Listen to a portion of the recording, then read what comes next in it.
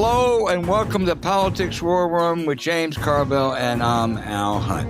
This week we're going to show you what James Carville and I have in common. We both married above ourselves. Our wives, former Republican political consultant Mary Matalin, and the star of American at a Crossroads on PBS, Judy Woodruff, will join us. Now remember, we love taking your questions, so write to politicswarroom@gmail.com for next week's show. We'll get to as many as we can, but don't forget to tell us where you're from. You can also get text updates about what's next for Politicon and Politics War Room by signing up at Politicon.com. Tell your friends about us. Remind them to subscribe on Apple Podcasts, Spotify, or wherever you get your podcasts. And please check out the links to our recent sponsors in past episode show notes, because we really thank you for supporting these sponsors. It helps make this podcast happen. James, on a scale of 1 to 10, 1 being fabulous, 10 being the worst week in the history of mankind, what kind of a week did Trump have? Somebody should look. Chris Christie did a very good job on this week on ABC. He's a lawyer, and he made the tightest summation of how bad it can be. And I can't do it as articulately as Governor Christie did, but people should watch that. I don't know how you measure. Maybe it was some week in August in '73 that Nixon had, but it's almost unimaginable that somebody could have a worse week than he had. Yeah. It really was. I mean, I look at this Justice Department, James, and it still is mind-boggling. They are totally decided to sift the law on that Trump signed on releasing the Epstein files. It's no longer crazy to suspect that they're scrubbing some of the Epstein files, so it doesn't injure Trump. I don't know that, but I think they haven't shown they earned our respect or our trust. And the Todd Blanche, Ghislaine Maxwell thing his explanation of why he gave her special treatment, moving her from one prison to what is a country club prison, was, well, she was under threats. Boy, I wish Whitey Bulger could have had Todd Blanche around then. If you're a patriotic American, you owe it to yourself to go to Netflix and watch a film called Filthy Rich, Ghislaine Maxwell. I had no idea of what a horrible person this woman is. And you got to watch it because you think you know, but you don't know. And I'd say one thing in Ghislaine Maxwell's defense is, if you look at the way that she grew up and the daddy, she was almost shaped to be who she was. But this is a really important film, and it's on Netflix, and it's called Filthy Rich, Ghislaine Maxwell. And when you see this, when you watch the pain of these survivors, it just comes right through the TV screen there. It just does. And when you watch this, you can see. I must say that 3 or 4 months ago, I thought this story didn't have legs. As awful as it was, I was wrong. This story has a lot of legs, as it ought to, because of the atrocities that were committed. And those women aren't going to throw in the towel on any of this, and neither are Ro Khanna or Tom Massey. And I think they got Pam Bondi and Todd Blanche and Donald Trump in a real mess right now. Yeah. When you keep making shit up and it works for a little while, and then all of a sudden it doesn't work. It's one thing to shade the truth. It's another thing to, put your spin on things. It's another thing to lie. And it's another thing to tell staggeringly humongous, laughable lies. Like, Donald Trump's been the most transparent and Jeffrey Epstein than anybody in history. Okay. Yeah. Okay, fine. Seems that Mr. Bannon went to Turning Point USA and took issue with me saying that Rob Reiner was a more dominant cultural figure than Charlie Kirk. I will deal with Mr. Bannon not today, but probably before Christmas. And Miss Brown, I got one thing to tell you. I'll do anything you want, but please don't make me smell you. That's the equivalent of, that's a violation of the Eighth Amendment, okay? Which forbids cruel and unusual punishment. But let me repeat, in case somebody doesn't know, the tragedy, both were assassinated, but to say that Charlie Kirk had a more effect on American culture than Rob Reiner is utterly goddamn laughable. And I will continue to point that out. Thank you. No, I couldn't concur more. James, one more subject. CBS. The new president of CBS News, Bari Weiss, killed, or at least sidetracked, and pulled a CBS report on how some migrants were being treated at that El Salvador prison. All I know is the 60 Minutes reporter is highly respected. I know the process they go through. They don't make mistakes very often at all. It was apparently a very tough piece. And Bari Weiss, who is in there because of the Paramount people, she's never been a news journalist. She's been an opinion journalist, very successful. Everywhere she goes, she complains she was treated badly. Wall Street Journal, New York Times, Columbia. So then she gets this job for ideological reasons at CBS News. She doesn't know news. She knows opinion. And she's taken 60 Minutes, the most probably an influential show on television in the last, 40 years. And she's making a judgment and telling this reporter that, before she does a piece like this, she ought to call Stephen Miller of the White House. I mean, this just saddens me. It just saddens me because CBS News was the gold standard for so long, and 60 Minutes still is. And if this woman is going to wreck that gold standard, I think it's a terrible, terrible tragedy. So Bari Weiss, I've only been around her one time. She interviewed me at the Texas Tribune Festival 2 years ago. It was October of 2023. And I will say this, she was exceedingly nice and courteous to me. Now, the journalism part, I don't know, like you know it and what it means, but the political part I know. There's a bet that you make called over-under. In other words, I'll go to the Pelicans-Mavericks game tonight. The over-under might be 217 and a half. So if the total points are over 218 or more, you win the bet. If it's 217 or under, you lose the bet. I want us to, if they ever decide to run it, I want the over-under on the audience. Because whatever the 60 Minutes audience was going to be for this piece, if they'll conclude that they're going to, and by the way, if they don't run it, I'll say this to Bari, and you've been nice to me, somebody's going to leak it. Okay? Somebody has got that, and if it doesn't run, CBS News is too big of an entity to keep it secret. What she's done to this, I think, is a political blunder of the first order. Because now she's made this the biggest goddamn story you can imagine. So everybody wants to know, well, what is the story? Well, you just kicked the thing like a Tom Dempsey field goal. Yeah. Yeah, no, absolutely. And I think, I was appalled by the whole thing, but really appalling was when she told the reporter, you got to call Stephen Miller before this story. I didn't think of that. I mean, good God. Anyway, okay, we'll be revisiting this story from time to time.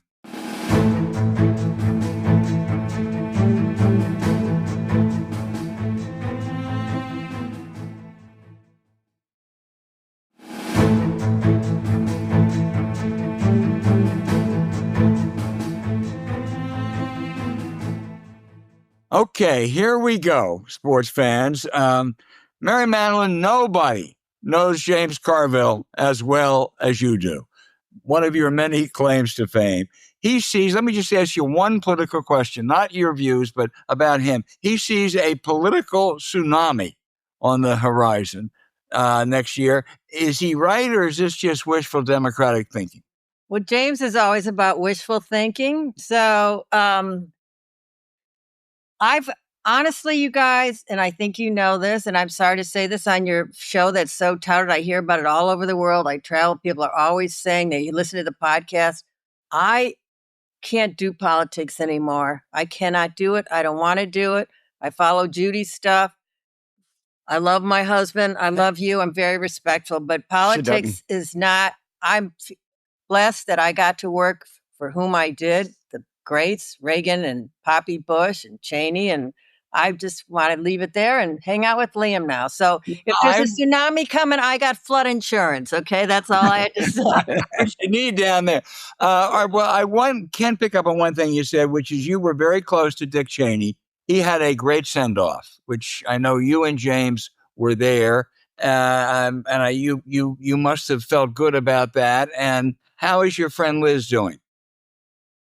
Well, I'm happy to report doors closed, doors open. The very next day, she had her first granddaughter. Wow. It's life at this age, as you guys know, you got to take the ups with the downs because everyone is meaningful. Yeah. Something to celebrate. I didn't know that. That's an interesting historical tidbit. Next day. Next day. All right, I'm going to turn it over to you guys for a minute. Oh, okay. Well, Judy, Mary, and I, we couldn't be more delighted to share this screen with you. And it's Christmas, and I think everybody's looking forward to it. Mary, did you want to say something to Judy? Judy, you're looking hot, hot, hot. Forget Christmas. I only see you guys basically once a year. And what's going on there, girl? Al, you're whatever your husband is doing, it's reflecting well on you. Oh, well, flattery always works with us, with both of us. Washington's very quiet, not much going on here. It's it's a place. I look out the window and I see smoke. Everybody. No, we just feel lucky to be alive. We feel lucky to have, to both be grandparents, which you guys are. Boy, is that a special part of life. And you've got what? You have one grandchild. We have one. Is that right? Yes. No. And James, did James tell you Maddie's pregnant? Right, we have one on the way. And we're looking at July. His mom's birthday is July 20th. I don't know. Maybe divine providence will come in and it'll be a boy, and it'll be born in July, and we're very excited. Well, Judy would like to expose her to Benjamin because she wants Benjamin to have a kid. She'd like him to get married, but what she really wants is another grandchild. No, she wants him to be married, and we want intact families. That's what this country needs, and I love that James is his whole life has been gynodynamic, surrounded by all these tough broads, and that's how he raised his girls.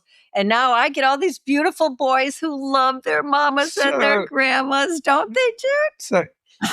Tonight is a red letter night because my son-in-law and my grandson and I are going to walk to the Smoothie King Center and watch the Pelicans try to extend a 4-game winning streak. Yeah, to 5 at home tonight against the Mavericks. But watch out!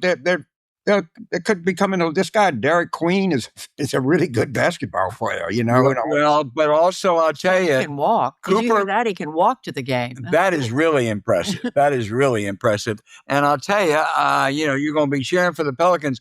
But Cooper Flagg, to whom Judy has a certain affinity, given their shared alma mater, yeah, sure, come around now. He is, after a bad start, he is playing. Was he? When that kid will be able to say, when he's our age, I saw Cooper Flagg and I saw Derek Queen play basketball. Well, there he is, right there. Hey, look who's on camera! Whoa, well, he doesn't. Hi there, Merry Christmas. Say Merry Christmas. We wish you. No, so it's one of my Liam. Yeah, I got an Irish name. My daughter's you both have Irish backgrounds, I know. Judy, tell them what you're doing. Well, I'm other than trying to support my husband, and be emotionally supportive of him every minute that I can. You send me your Cliff Notes on that. I'm also continuing, and thank you, Mary, for mentioning my work at the NewsHour. I'm continuing another year into 2026. I'm going to continue to travel the country and talk to Americans about what it means to them to be an American in our 250th year at such a divided time. Oh, wow. And to talk to them about what the founders, do they think we've lived up to what the founders wanted? Where do we need to go in the future? So I'm excited about that, but I'm really excited about seeing your grandchild. Just when do people I don't mean this meanly, but do you find people know a lot about the founders? Is your Starting. Well, we're going to start, next month. That the polling has shown. I think you probably know this, that there's not a high percentage of Americans who know details about, the Constitution and the Declaration. But my hope is that, and my belief, frankly, is that enough people will want to explore that next year. We are observing a big anniversary, the 250th. And there'll be all sorts of ways, I think, on the part of some to exploit it. So what I really hope to do is get Americans to talk themselves, and we're also talking to some historians of the founding era. Joe Ellis, who, as you know, wrote about my favorite. Can you get an autograph? I've read everything he has written. He's amazing. I spent an hour on the phone with him last week, Mary. He is just as sharp as he can be. Also, a woman named Lindsay Travinsky. She's I know. I read a book. You probably know her. She's at Mount Vernon. She's the executive director there. She's written about Washington and Adams. Oh, yes. But here's something Joe Ellis said to me. He said, I often have conversations with John and Abigail, and I ask them what they think about what's going on today. So I want to explore that a little bit more with him. Abigail she's the woman. She's the very first best feminist of all time. And Ron Chernow is the other one. He's not a historian, but he's written, as you know, Hamilton. He's the Hamilton man.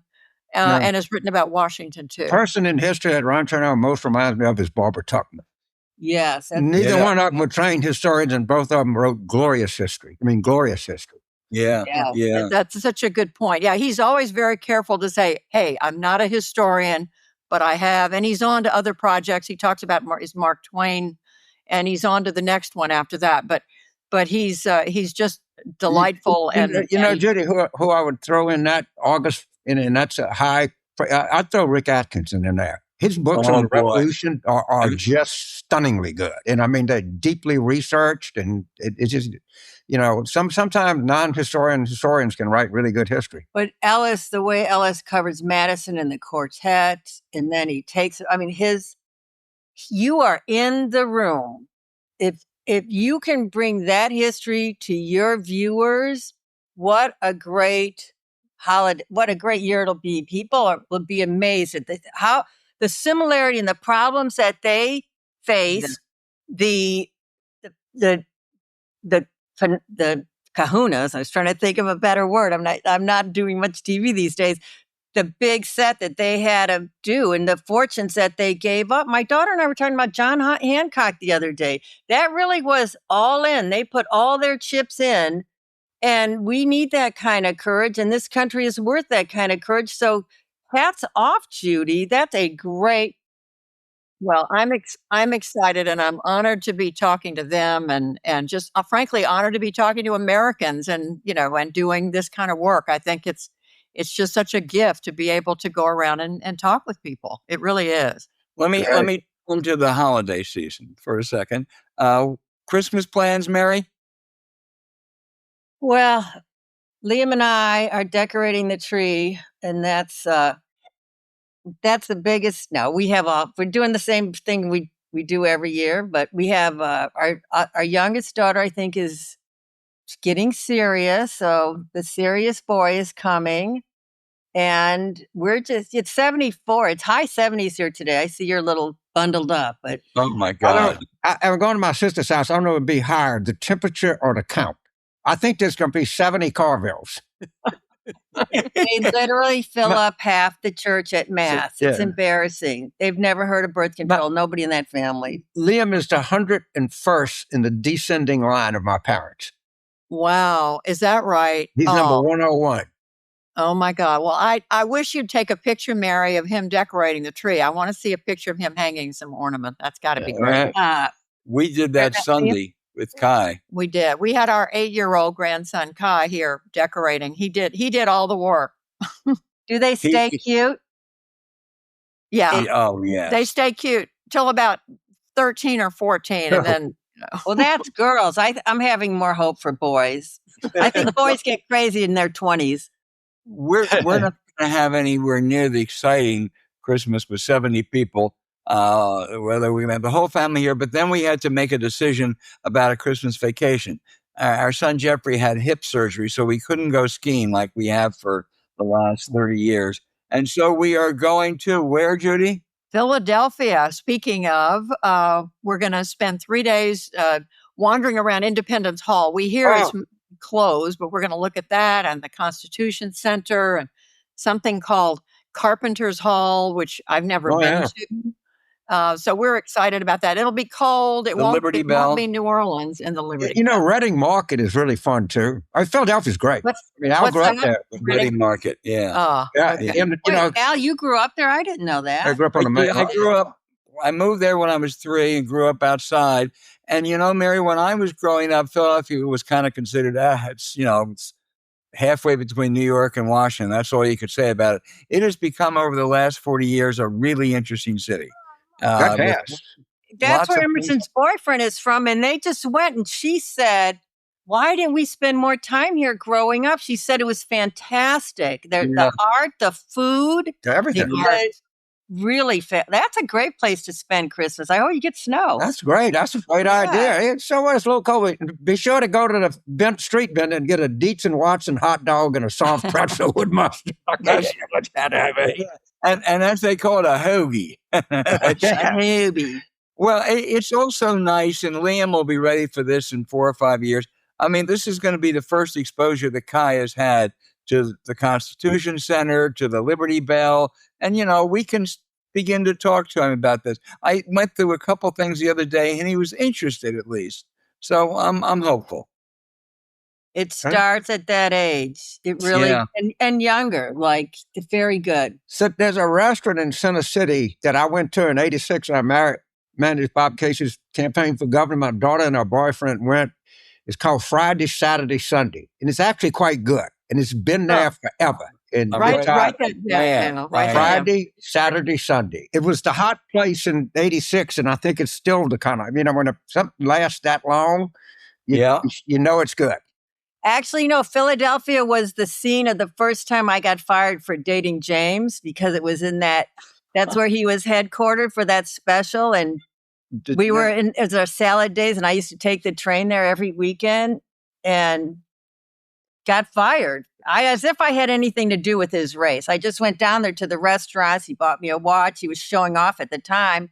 So Philly is has a deep strain in our family. Are y'all taking a train now? Well, we're going to take a car. It's easier for Jeffrey. Mary, that reminds me, as if you had any control over James. In the middle of the campaign of 2024, this wonderful former student of mine was working for Biden Harris up in Wilmington, and she called me and she said, can you do something about James Carville? I said, you're asking me what? Can I do something about James Carville? I think not. Anyway. You know what I say? People say that to me at least twice a week. I'm like, here's his number. You try.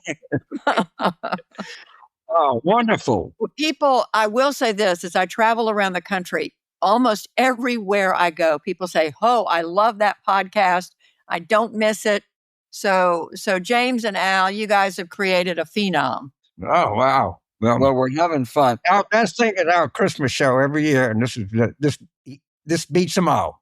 I have a suggestion for Liam and your next grandson. As you know, James has become estranged from his alma mater for very justifiable reasons and isn't wearing the LSU. But, Mary, wait a minute. I got an idea. How about Western Illinois? The Western Illinois sweatshirt. Their nickname is the Leathernecks. So you combine your alma mater and James's Marine Corps thing. I think the Leathernecks would be a great sweatshirt for the kids. Well, the Leathernecks and LSU are the same colors, but they're different letters. And right now we don't have a lot of good letters for LSU, but I still love them. Well, I was entertained to this text this morning about a great Mike Allen, and he tweeted a guy named Jenny Sullivan tweeted, I don't know how Jeff Lander is balancing this job with also being Louisiana's governor and LSU's athletic director, and now he's ambassador to Greenland. Greenland. Yeah, I saw that this morning. you want to hear a stunning statistic, which I got from Judy, used to be on the Night Commission. And over the last 2 years, fired coaches, this is fired coaches, maybe about 30 of them, received over $350 million in severance pay. These weren't coaches getting rewards for successes. I mean, it's impossible to understand. Sell that money. Yeah. Shit. I mean, it is like, but money is the root of all evil. it's also the root of a lot of goddamn joy. That's true. All right, guys. We're in vigorous agreement on money. Before you go, we want you to participate in our weekly ritual. We have questions. Mary, I'm going to consider your situation when we come up with the right question for you. But let me go through, because we have great listeners. They send in such fabulous questions, and James and I are challenged every week. So let me start with James and me, and then we'll turn to you two for just a couple. James in Morristown, New Jersey, asked James, what is the likelihood Mike Johnson remains Speaker through all of 2026? Well, first of all, Morristown is great. I've been there many times. It's a very fluent part of New Jersey. It's very nice. It is. I kind of feel sorry for Mike Johnson. I know. I mean, everybody is jumping on him. I mean, the Republicans are jumping on him. The Democrats, of course, jump on him, but understandable. Trump's jumping on him. And this is what I would say to my Republican friends. You can get rid of him, probably justifiably, but you got to replace him. And that's the fire the coach mentality. Okay, right. Before you fire the coach, be sure you got a better one online. And I don't know, and I'll defend Mike Johnson to this. He's not my favorite person. I've been very clear about that. But I'm not sure that Pelosi or Tip O'Neill or James G. Blaine of Maine could manage a House with a 3-vote majority. So I would defend Mike Johnson to that extent. I really would. Let me ask you this then, Mary. This is generic. This doesn't have an answer. From Houston, Texas. And said, what are the specific things? This is from Catherine in Houston, Texas. What are the specific things an individual can do to have the biggest impact on getting a candidate elected today? If you want to get a candidate elected, Democrat, Republican, what's the biggest thing you can do? Great question. Is that to me? Yeah.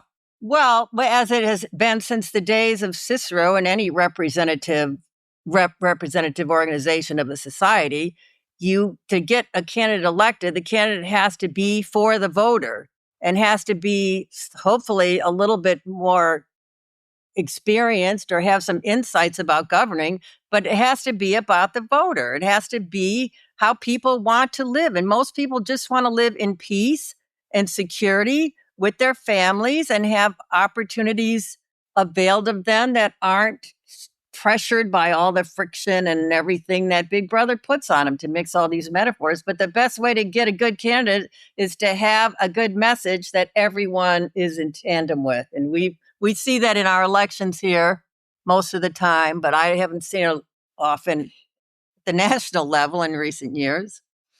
All right. Judy, Arthur in Covington, Kentucky wants you to answer. Does Andy Bashir have any chance to win the presidency in 2028? Oh, boy. Sure.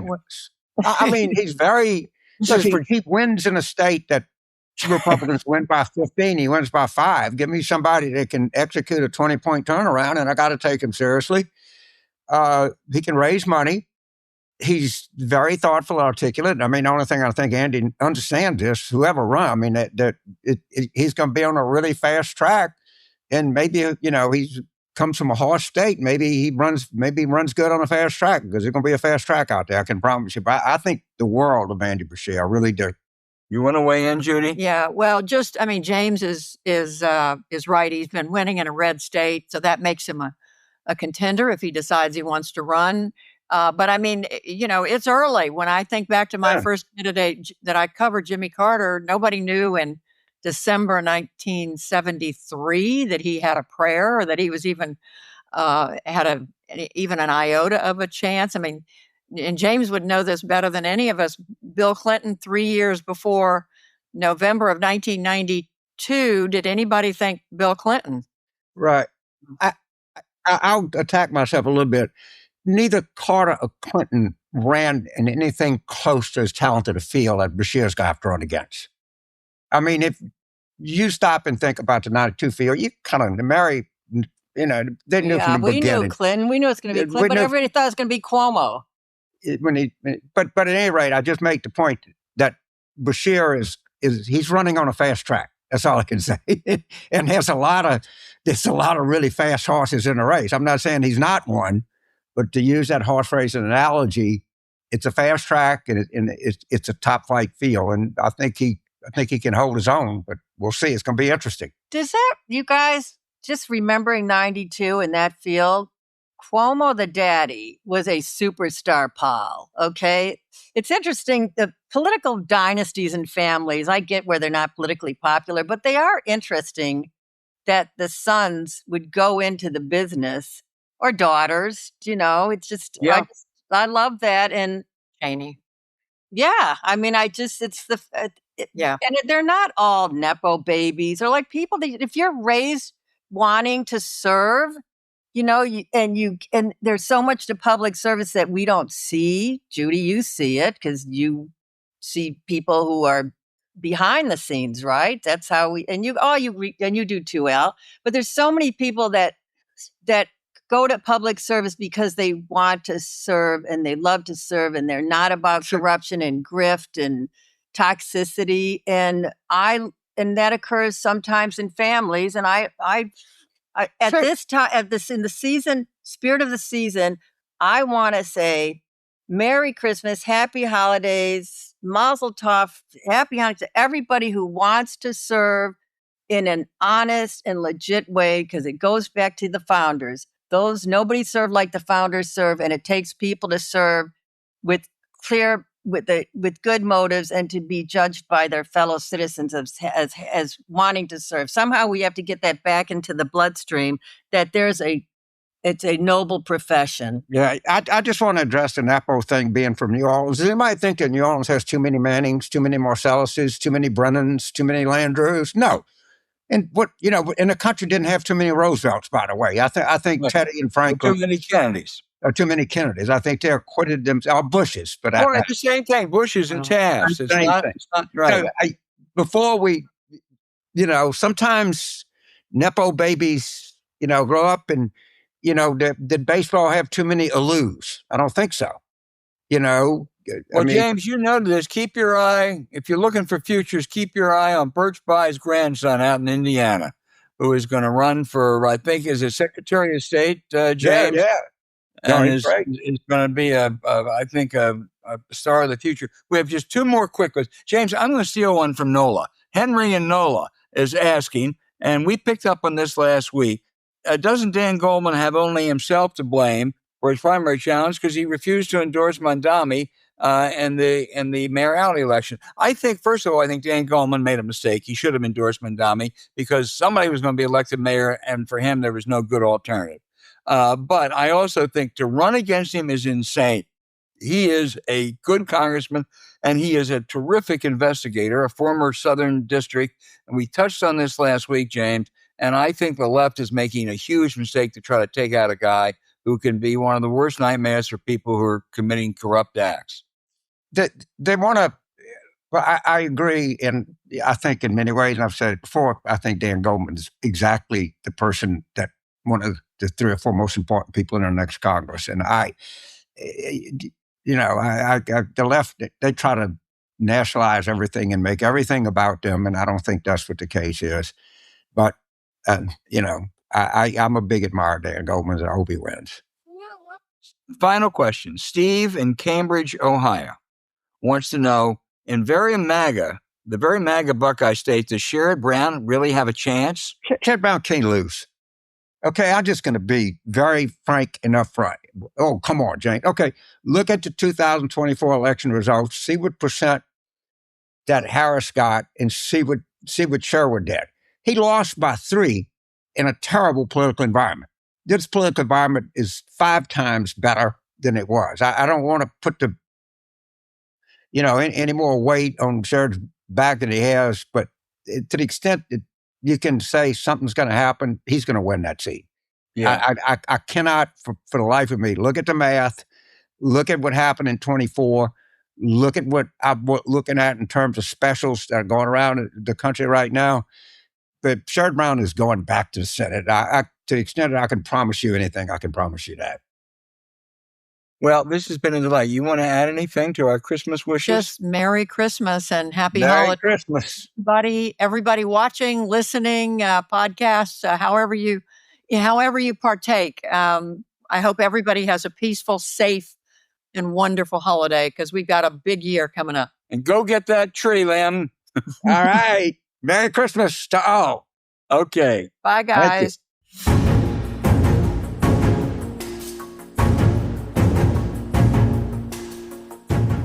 Hey, thanks for listening to Politics War Room with James Carville, and I'm Al Hunt. Special thanks to Mary Matalin and Judy Woodruff. And as always, send your questions for us by email to politicswarroom@gmail.com or tweet them for next week's show at Politicon. Following this episode, we'd really appreciate it if you check out the links to our recent sponsors and our past episode show notes. We deeply thank you for supporting them because when you do, it helps make this podcast happen. Now, to keep up with us, subscribe to Politics War Room on Apple Podcasts, Spotify, or wherever you listen.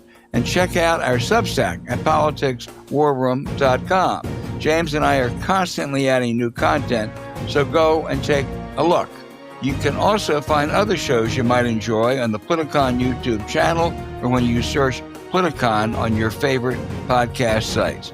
Remember, please rate the show with a 5-star review. We'll be back next week with another show as we continue our War Room planning. And to everyone out there, a very Merry Christmas.